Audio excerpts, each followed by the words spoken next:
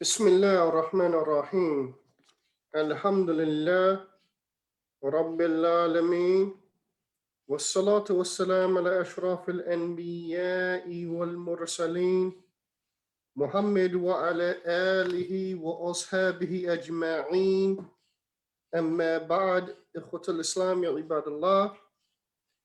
uh, we have another session from the Let's Do Business sessions that will take place by Allah Tabaraka wa Ta'ala's permission. And like like the last session, this session is to highlight the businesses of brothers upon the methodology of Ahlul Sunnah as one, an encouragement for others to become more entrepreneurial, if that's even a word. And then two, to shed light to the brothers' businesses so that the brothers can support what the brothers are doing. So with that said, as usual, I have an esteemed guest, and my guest, I'm going to allow him to introduce himself as I commonly do with all of the people I interview. And so with that, to the guest, the question would be, what is your name? Where are you from? And where do you currently reside? Barakallahu fikum. Assalamu alaikum wa rahmatullahi wa barakatuh. I'm known by my kunya, Abu Abdil Malik, originally from Nashville, Tennessee. Currently, I'm in Cairo, Egypt. Now, and I'm the owner of the website, the bookstore, Daru Abi Abdil Malik. How long have you been in Egypt, Akhi? The first time I came to Egypt was in 2008, around October 2008. So I would say maybe 11 years because within that time I spent a little time in Malaysia. Then I ended up coming back to Egypt. So.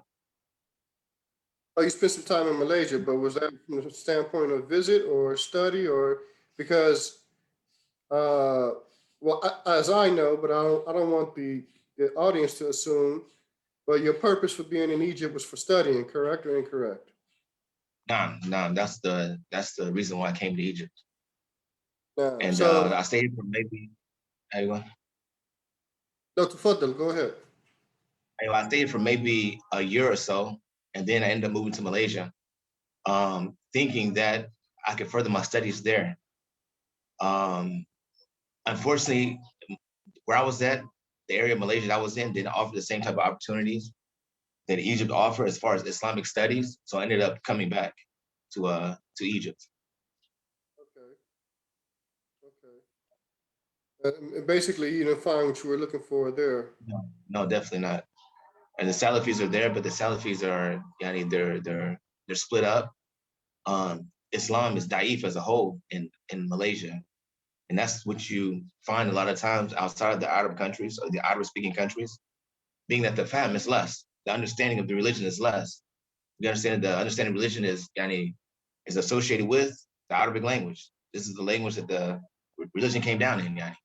So to have a firm understanding of this religion, it's mafrud. It's important for the person to have some type of understanding of Arabic. So when you find what you find in a lot of these non-Arab countries is Lalasuf Shadid, weakened Islam. What? What you find a lot of times in the non-Arab countries is Islam that's weak. Oh, weak. I didn't understand what word you used. Okay. There you go now. Weakened Islam. Well, one of the things, just so your speech isn't misconstrued, one of the things that I want to point out, and you can give me your opinion on this or not. But one of the things I think that has to be emphasized is that the Arabic language is not the end all game. Mm-hmm. And the reason why I say that is because we have people in the past come to LA that spoke Arabic very well. after going overseas somewhere and then coming back. And then they had this know-it-all attitude with the people in LA. Not because uh, they became proficient in knowledge as it relates to the religion of Al Islam, because when they spoke about affairs of the religion, we can tell that they were weak. Even the person that didn't speak any Arabic, we were going to Farid Abdullah's classes, and we were gaining understanding of Masail. Where then, we have a person come back from Mauritania, for instance, acting arrogantly with the people, overly emphasizing how much he knows Arabic and nobody knows nothing, and thus forth and so on. But then the person will be making gross errors in Masail, in some of the Masail. And it was as if he was trying to say, and in fact, it's not even as if, people like this were trying to say, I know Arabic, so I know. And you guys La don't la know. la la la. That's not the maqsood. That's not my intention here. My intention here is basically to show the people the difference between studying in a Arab speaking country versus studying in a non-Arab speaking country. The people generally, this is Amuman, generally, they tend to have more understanding about the religion. You understand No. what I'm saying? Than people that, anyway. Because a lot of times, even in Malaysia, they have a lot of poems that have been spread around, and A the lot people of don't know if what? it's from the Quran. A lot of different poems that the Sufis, because Malaysia is a Sufi country. I'm just being truthful. It's a Sufi country, so they have a lot of different poems and things that are spread around, and they recite these poems. And some of them don't even know that these poems are not from the Quran because they don't speak the Arabic language. They believe that it's from Is the it Quran, is it is it because they don't speak the Arabic language, or they don't read the Quran? or they just don't understand. Like the Latin family. I mean, when you So say when you say somebody has a poem, and the people, if you say they don't know it's not from the Quran, so obviously they're attributing these poems to a surah in the Quran, correct or incorrect?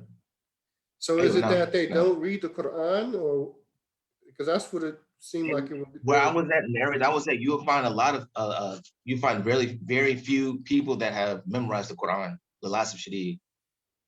So some of them they don't know. The majority of the people they don't know. I mean, they're ignorant. Yeah, So, and yeah, I'm because pretty sure if a person if you give this poem to an Arab, someone that doesn't know the Quran whatsoever, and just how the poem is structured and some of the things that it says in the poem, they automatically know that it's not from the Quran. well, I think you could say the same thing if you went to Nigeria or Gambia or Senegal or some of the West African countries where they don't commonly speak Arabic, but they memorize the Quran like crazy. Then you will Mm-hmm. find that they would be able to determine if something was in the Quran and something was not. I think what it's Mm-hmm. really coming down to, and Allah knows best, is just lack of knowledge in an area like Malaysia. Was that Malaysia or Indonesia? Malaysia, but it's only, and I have to say this also. Um, I always say where I was at because where I was at is East Malaysia. It wasn't West Malaysia. West Malaysia, you may find something different. All of the states in Malaysia are different. They're all Yeah. different as far as religious, as far as the religion, as far as the strength in religion or understanding the religion. Now, when you go to West Malaysia, you'll find a lot of Yani Hafid in West Malaysia. But I was in East Malaysia, so the Lazar Shadid Yani is far from the Asima, it's far from the capital. Yeah, I So understand. So it with was that like a being said, village. it's a lot of it's not really a village, but it's not like Kuala Lumpur. It's not developed like Kuala Lumpur, you know. Um, So there are so villages there, but there are also villages in West Malaysia as well. It's just different. Like it's far from the capital. It's a 2 hour flight from the capital. So so would you you know, say would you say the capital? Would you say, so I can understand where you're coming from as it relates to Malaysia? mm, Would you say that the capital, they have more institutions set up for learning there as opposed to where you were at, or? I would believe so. None. I would believe so. You know Because what? yeah. Mm, We might have to bring you back if we don't have time to deal with it today. We might have to bring you mm, back just to give us some information on Malaysia as well. Because mm, there's a nah. lot of people that that are aspiring to make hijrah, Mhm. and um, I believe that country is one of the countries that is frequently asked about concerning Mhm. hijrah and thus forth and so on. So it may be good to bring you back, or maybe even if we can, if we get the time to ask some questions Mhm. about hijrah.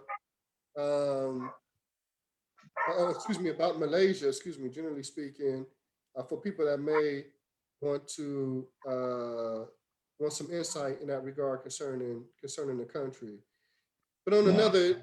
on another note, as it relates to the topic at hand, I know you just mentioned the name of your business. I want you to mention Mhm. it again, just in case those who were listening, just in case it missed them, and the nature of your business.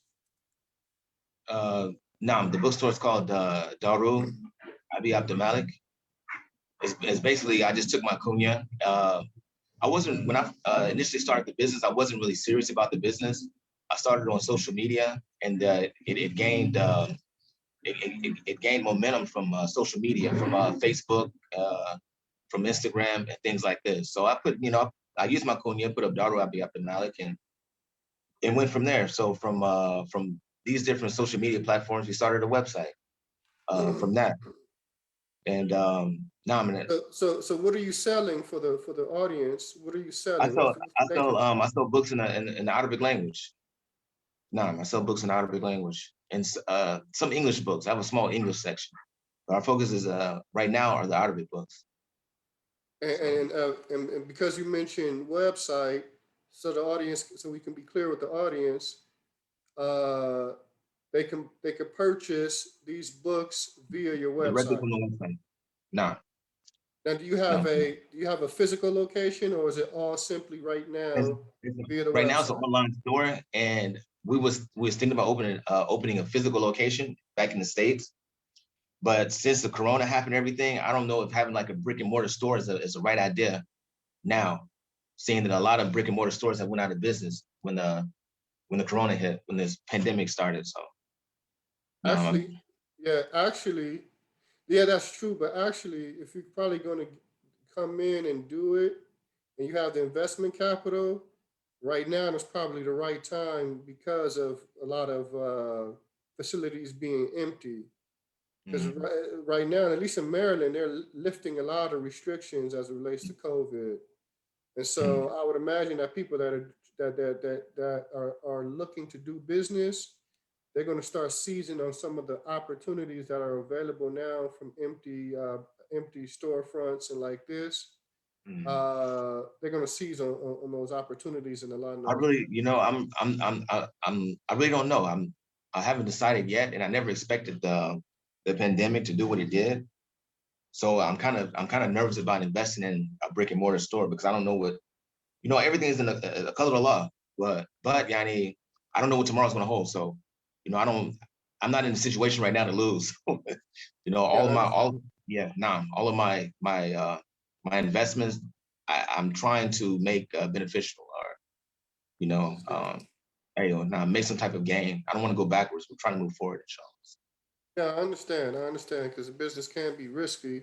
Hey, And so you want to make sure you're making the best decisions for the growth of the business, generally now speaking. if we start selling other things, which I plan on doing, books in English, clothing and things like that, then non possibly. But just with Arabic books, it's better online. You don't have a lot of overhead and you reach more people. Right. I I send books all over the world, and sometimes to countries I never even heard of before. So you Mashallah. know, Yeah, that's very true. Yeah, that's very true. You definitely reach a much wider audience, a much wider clientele list, as it relates to business being done strictly through the internet. I mean, look at Amazon, for instance. no, no. I think in the future that's what the future is going to be. It's going to be just basically internet stores. The retail, a lot of the retail stores are not going to be in existence anymore because everything's moving online. You know, so I mean, that's what I foresee happening in the future. Allah knows best. So my next question would be, uh, what circumstance caused you to start your business? And I was in the States. I went back to this. Well, I came here in 2008. I went back to the States. I worked a little bit in 2010, enough to to collect money. I didn't collect enough money for me to study. Come back to Egypt, studying without really worrying about worrying about work. Because I saw a lot of brothers coming here and they're working full time and not really benefiting. So I was pretty much living on that money for about 6 years, to be honest with you. And I knew it was going to come to an end. Wait, So did you say the amount that was saved again? Because I said about 50,000. I said about 50,000. Okay, because when you said 6 years, yeah, okay. No. What the fuck? So, but I know it's going to come to an end. I really don't want to go back to the States, Aki. My whole thing was to die here in Egypt, to make hijrah here and die here. I came here during the time of Hosni Mubarak, so living here was easier. It was easier to stay here, than what it is now. So I knew the money was going to come to an end. To make a long story short, and I needed a way to survive when that money stopped, or when I finished the money. I finished my savings. So I started initially. I took some money and invested in clothing. So I started a project called Malabis and Muslimin. So I was initially selling clothing. I wasn't selling books. That was doing okay, alhamdulillah. But I started posting books online from showing people some of the books that we're studying here in Egypt with Sheikh Hassan. That's who I initially started studying with back in 2008. And from there, brothers and sisters became interested in getting these books, obtaining these books. So it was basically an idea from my wife's cousin to sell books. It wasn't my idea, but because she also follows me on social media, and she was like, sent me a message one time. She's like, listen, a lot of people are interested in books. Why don't you sell books? So that's where that idea came from. I can't take credit for it. That it was my idea to sell books. It wasn't. It was my wife's cousin. It was, one of the family members' idea to sell books. So I took that idea. I took her idea and I implemented it. I ran with it. So, Barakallahu fiha. That was a good idea, mashallah.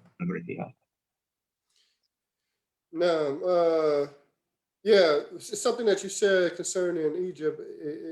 It brought back some memories. One thing that you said about the time that Hosni Mubarak was in power, that it was much more to live in Egypt as opposed to now, and I think that that's something that a lot of people with zeal, a lot of Muslims who have zeal, uh, but are reckless and do things in a haphazard manner, won't even acknowledge. Because first and foremost, we're not saying that Hosni Mubarak was the most upright standard of a Muslim leader. So I'm gonna put that out there clearly. However, what He took was from place? he was from the people, like I hear people, they say this, that, and the third about him, but he was from the people. Yeah, but I see, always tell these if you all were solid, your leaders would be solid, or your leaders would be uh, upright. So uh, anyway. the point that I'm trying to make is that with whatever faults that he had with him and whatever mukhalafat that he fell into, the so-called Arab Spring was a disaster. Well, it was definitely. And it made things far worse than after him being overthrown than what it was while he was still in power. And this is something that the average Egyptian would attest to. And just about every brother that I know that was there prior to the Arab Spring and is still there after the Arab Spring has all said that it has gotten extremely worse. Anyway, the Egyptians, they made a banner after they realized that they had made a big mistake by overthrowing Hosni Mubarak. And you will see this banner everywhere. It will say, Ehna Asafin.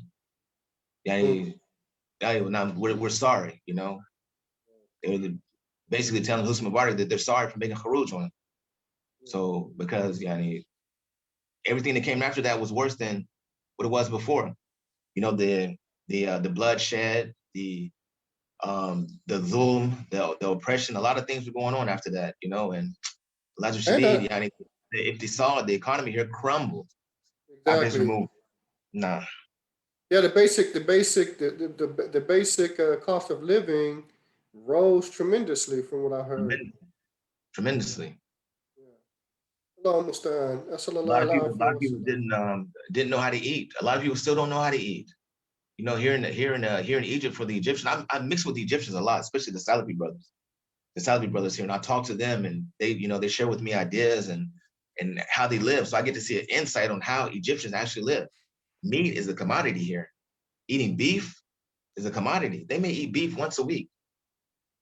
You know, they set aside a day out of the week, one day out of the week, and the rest of the day they're eating like bread, ish, called ish baladi, or potatoes, hodar, things like this, vegetables, things like this.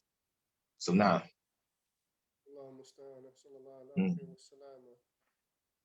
As it relates to your business, what were some of the challenges that you face when establishing and or starting your business, Yani, getting your business off the ground? um, the challenges, of course, was getting over the ijarat, the procedure, and starting a business here. That was a first and foremost thing, yani, that I had to overcome was figuring out how to do it, you know, and the procedure in doing it. Because to do business here with anything, there's a procedure. It's not like it is in the States. You just, you know, you go and register your business. You have a business name. You register your business, and I don't know, 2 or 3 weeks, you know, you can start doing business. I don't even think it takes that long in the States. Maybe 2 or 3 days you can do business. Here, it's not like that. And when your business is up and going, you still face problems. You still face many problems.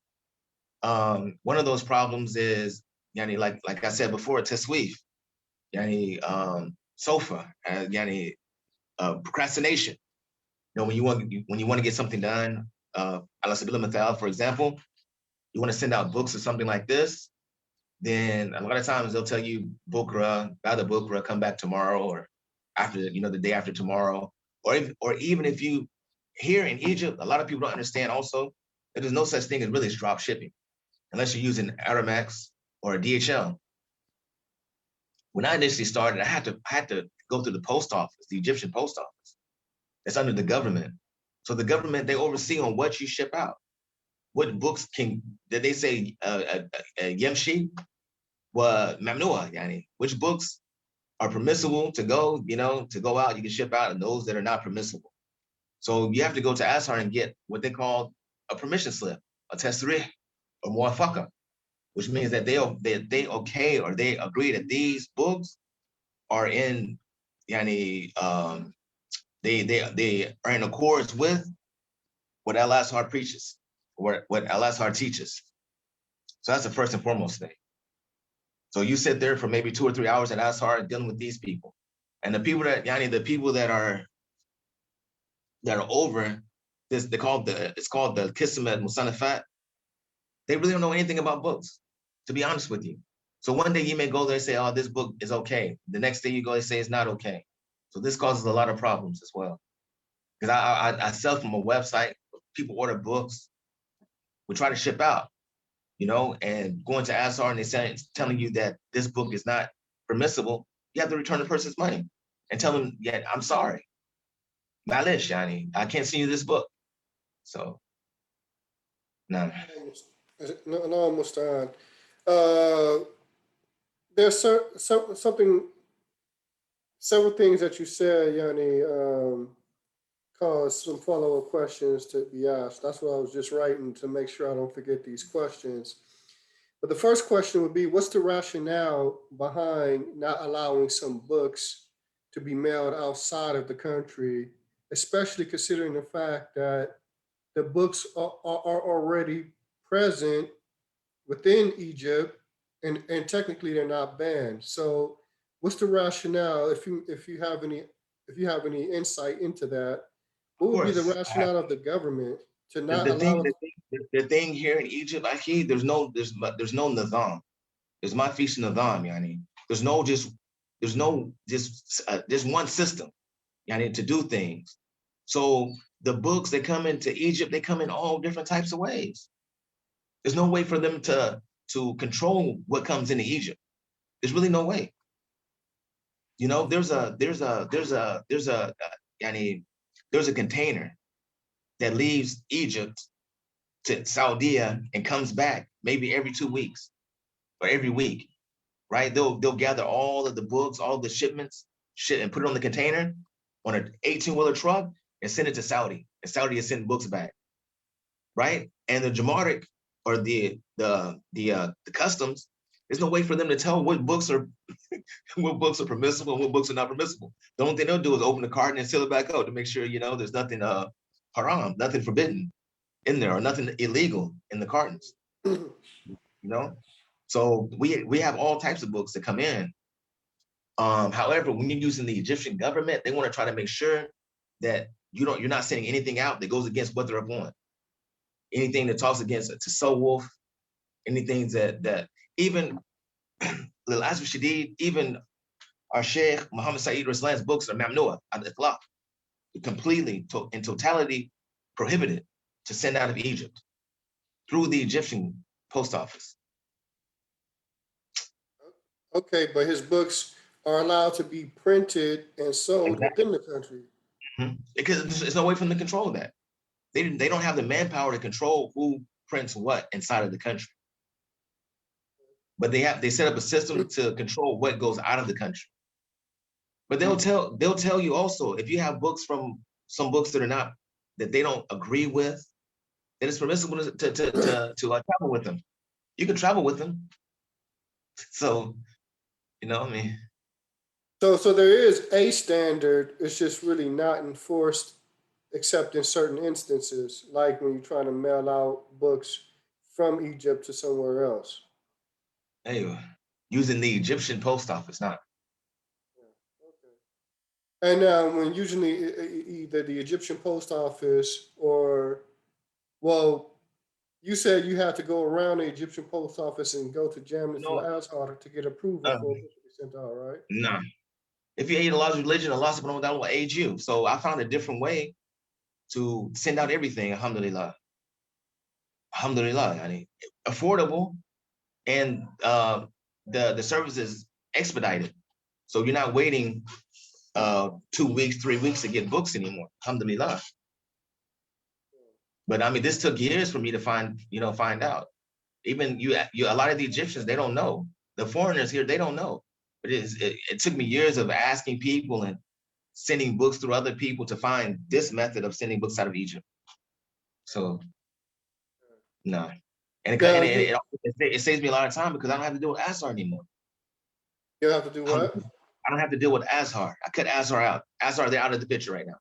Okay, Alhamdulillah. alhamdulillah, that's good, No. mashallah. So now you can send out those Sheikh Muhammad ibn Abdul Wahab books. Akid, alhamdulillah. I Or think it Sheikh was Muhammad what Said Islam, I of think I, course. I think what it Sheikh was the books of Sheikh Sheikh al Sheikh Islam. Sheikh al-Islam Ibn Taymiyyah Labas. They don't really, it's only certain books like Aqidah Wasatiyah that they don't agree with. But they have, in Sheikh Rabia, they say none of his books you send out. But they really have a problem with Sheikh Muhammad Saeed Islam, which yani, surprises me. The Sheikh is with the government. He's Yeah, with he's the a government. government. He's a government approved imam, He right? aids the government. Because I think in Egypt, if I'm not mistaken, yeah, in Egypt, you have to have some type of license from the government to even be able to teach there, right? Yeah, now after Abdel Fattah Sisi came into power, you have to have a test read from Azhar to even get on the minbar. Okay. You have to be approved to get on the minbar. or you had to be a graduate of Al Azhar, from my understanding, to get on the minbar. Sheikh Raslan, if I'm not mistaken, is He Ashari. graduated from Azhar. He's Ashari in that regard, right? He graduated from Azhar, but not in religion. The sheikh is Oh, a dental surgeon, by trade, by profession. oh, okay, okay. So that's the education he got from Azhar. Nah, Okay, okay, okay. nah, I was unaware of that. I thought it was in religion. Okay. nah, Hafizullah. Now, yeah, that's something. Mashallah, I learned something new. So now you were saying about the ijra'at and the procedures as it relates to some of the challenges for starting up your business, and it reminds me of some of the things that I dealt with while being overseas, especially when making a comparison to how we do things here back home. And I think that's really important for people that do go overseas, is that if you're looking for the when dealing with government bodies and like this, if you think you're going to a country where the standard in dealing with certain procedures is just like here back home, then you're sorely mistaken. It seems like from my experiences, there's a lot of unnecessary red tape, a lot of unnecessary people who need to put their signature on a paper to just to then have it sent to another office, and a person puts their signature on the paper just to have that paper sent to another office to make it all the way up to some person who put their name on a piece of. Even worse to that, they'll send you to a place that you're not even supposed to go to get something that they don't even offer. You know, I know you experienced that. They tell you to go over here to this government agency, and they tell you, no, we don't do that here. You have to go over here to this next building. Yeah. So Well, I've experienced things. Well, let me say that at the moment, I can't think of experiencing anything exactly like that. But that may be, just Egypt. But I have experienced some stuff that was like when I was in Yemen, dealing with the Yemeni government, and when I was in Saudi. But it's just a different process in both places. Like, I'll give you an example. When I was in Saudi, when you had to deal with the government for whatever, because I had to deal with the government trying to get accepted to one of the universities out in Saudi. So it's really about if you go in on your own, you go in with paperwork or whatever, you may have to to have something simple done, a signature or stamp or something, as simple as that. But you can go into a particular building and you may have to see two to three different individuals, and they have to sign their paper. To take to another individual has to sign your paper. To take to another individual has to sign your paper. To finally go to the person who can do what it what it is initially you went there for. And in each setting, and I'm talking about in Saudi Arabia and Riyadh, each setting, each time you go into an office, you have to do the typical Saudi thing: sit down, cup of coffee, dates. You get past the coffee, now it's tea, and then the whole time we're just parlaying, chopping it up. And most likely they're going to ask you, and I don't have a problem with this. How did you guys accept Islam? They like to hear about the stories, the brothers and sisters stories, and any journeys, to Islam, which I don't necessarily see anything wrong with that. But the bottom line is, if you go to a building to get something done that's simple, and then you have to do that 3 or 4 times over, after a while, it's like, man, because half the day or half your morning or the entire morning can come and go while you're still in that building. You may have come at 6 or 7 o'clock in the morning and you're there till Dhuhr, mm, just going around doing that. I don't know why they're like that. I don't know if they, even here in Egypt, you experience that it seems like people don't understand the concept of time. And a lot of us were busy, want to get things done quick so we can do other things. Here, sometimes it may take a whole day to just do one thing. Yeah, yeah. I've experienced, and then in Yemen, my experience in Yemen when dealing with the government was yeah, it was different. It was different. You know, it was different, and That's what people. A lot of people that they don't understand that, Yani, when they go overseas to these different places. And like I said, it's not just the out of countries. Also, when I was in Malaysia, experienced pretty much the same thing. Malaysia's a little bit better. They're Asian, so they're a little bit more, Yani, they take in consideration things a little bit more than, you know, the Arabs or the Arab countries. You know, they move a little bit faster, but you'll still find issues where it's hard to get certain things done, or they send you to one place to get one thing done, and they'll give you a big runaround. You know. yeah. I think that's really. I think that's really important for brothers and sisters coming out of the West. When you go into places like Egypt, like Yemen, like Saudi, like wherever you may be, um, sometimes getting things done, then having to deal with the government, getting your iqama or however you know your residency visa or whatever the case may be, sometimes it's not as quick as it would usually be back home.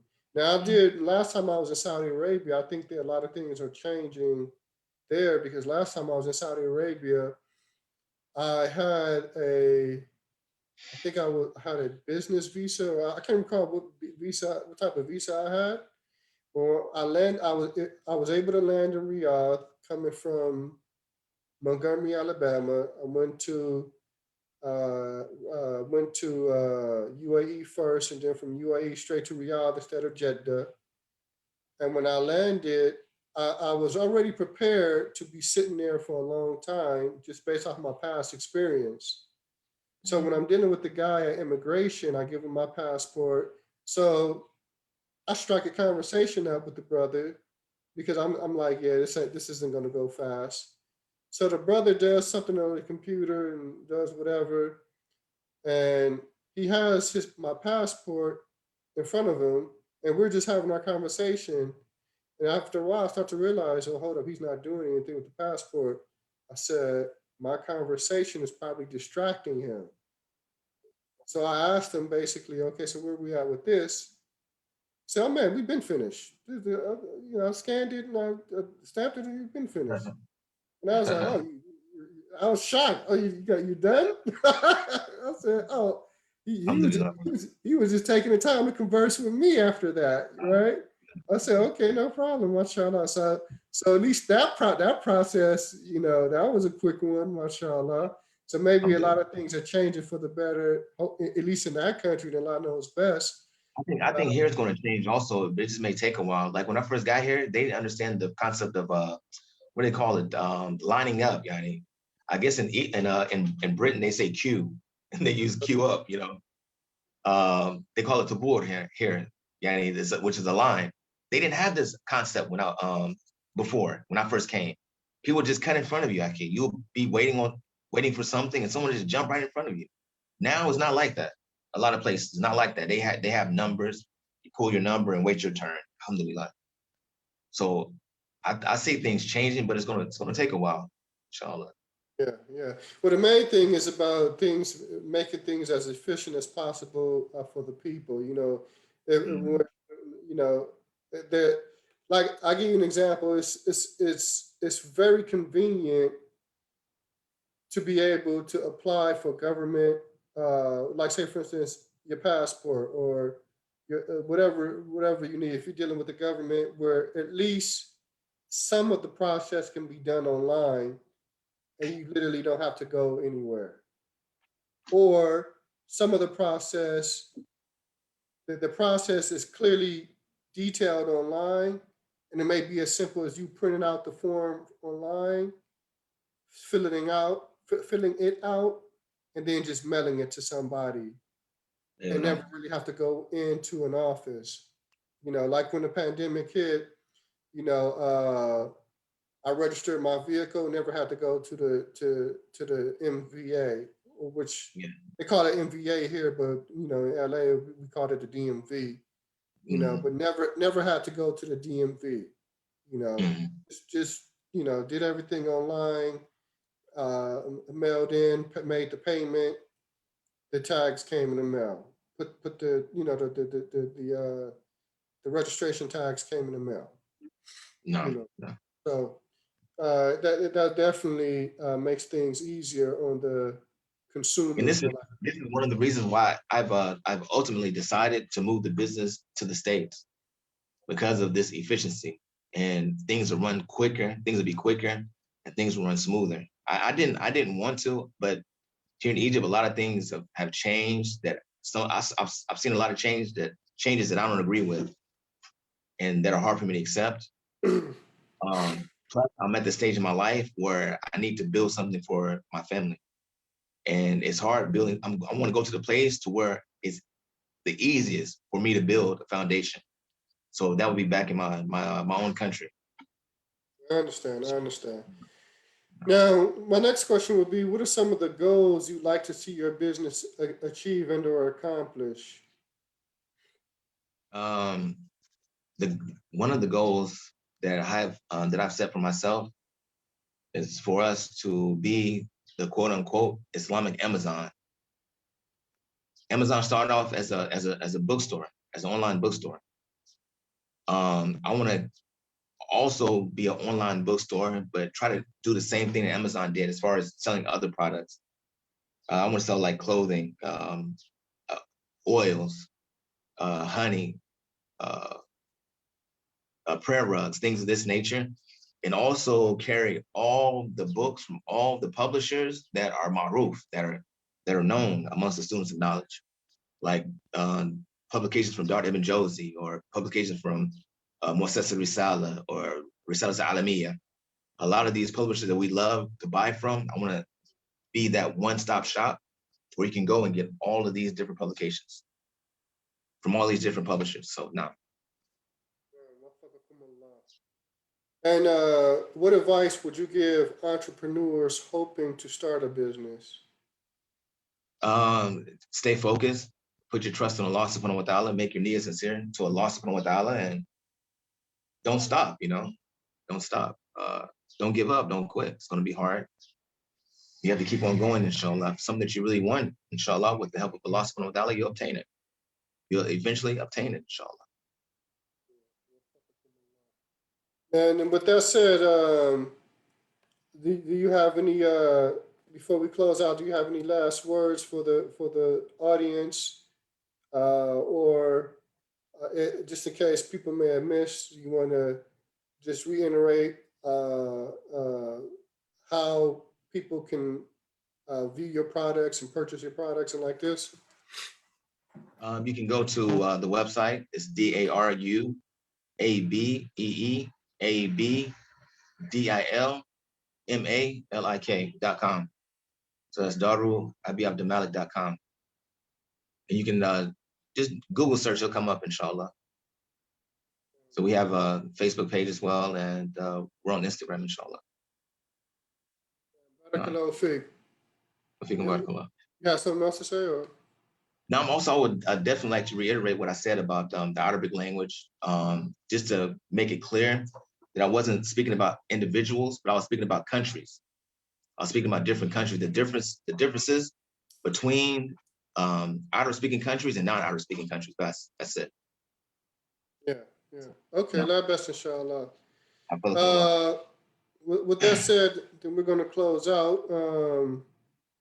Let me, before I close out, just make sure there's no questions from the audience. Somebody said link with a question mark. I think the brother just basically answered that though.